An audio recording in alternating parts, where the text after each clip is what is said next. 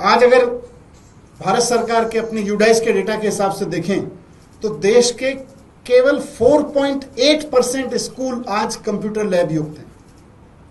वहां पे classroom, library, computer labs वगैरह 4.8% स्कूल्स में उपलब्ध हैं। असर की रिपोर्ट आप सबके बीच में आती रहती है कि 29% बच्चे ही दूसरी कक्षा का टेक्स्ट पढ़ सकते हैं या मैथ कर सकते हैं। तो अगर देश का बच्चा दूसरी कक्षा का टेक्स्ट नहीं पढ़ पा रहा है, पांचवी क्लास में वो दूसरी क्लास का मैथमेटिक्स नहीं पढ़ पा रहा है, तो हम कौन सा देश तैयार कर रहे हैं? कौन से देश की पांचवी नई एजुकेशन पॉलिसी के 5 साल का जश्न मना रहे हैं हम कि बहुत कुछ डिलीवर कर दिया। आपने नई एजुकेशन पॉलिसी में लिखा था कि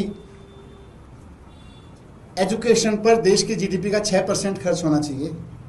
आप जीडीपी का 6% छोड़िए, भारत सरकार अपने बजट का 2.5% भी खर्च नहीं करती है एजुकेशन पे हर साल। नई एजुकेशन पॉलिसी को जिसको सेलिब्रेट कर रहे हैं, उसके 5 साल में 2.5% से आगे नहीं बढ़ी भारत सरकार एजुकेशन पे खर्च करने के लिए। भारतीय जनता पार्टी नई एजुकेशन पॉलिसी लेके आती है, उस पर सेलिब्रेट करती रहती है। उससे पहले Congress right to education act लेके आई थी, ना उसको इन्होंने ठीक से इंप्लीमेंट किया, ना उसको इंप्लीमेंट किया। दोनों के दोनों दलों ने पिछले 75-80 साल में देश को शिक्षा के नाम पे भी लूटा है और शिक्षा के नाम पे देश को धोखा दिया है। आपको याद होगा कि 2009 में भारत ने पीसा रैंकिंग होती है, वर्ल्ड में एजुकेशन की रैंकिंग होती है, पीसा रैंकिंग में हिस्सा लिया था और भारत 74th नंबर पे आया था।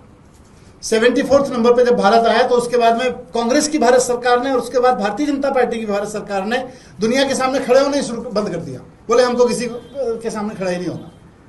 पीसा रैंकिंग की कॉम्पिटिशन अपने आप को इंप्रूव करते, अपने आप का स्टेटस सुधारते, स्कूल का सुधारते, पढ़ाई का स्टेटस सुधारते, वो तो दूर बंद कर दिया, पीसा रैंकिंग में ही शामिल होना बंद कर दिया। तो इसलिए मैंने कहा कि इसके लिए कांग्रेस और बीजेपी भारत की एजुकेशन की दुर्दशा के लिए दोनों जिम्मेदार है।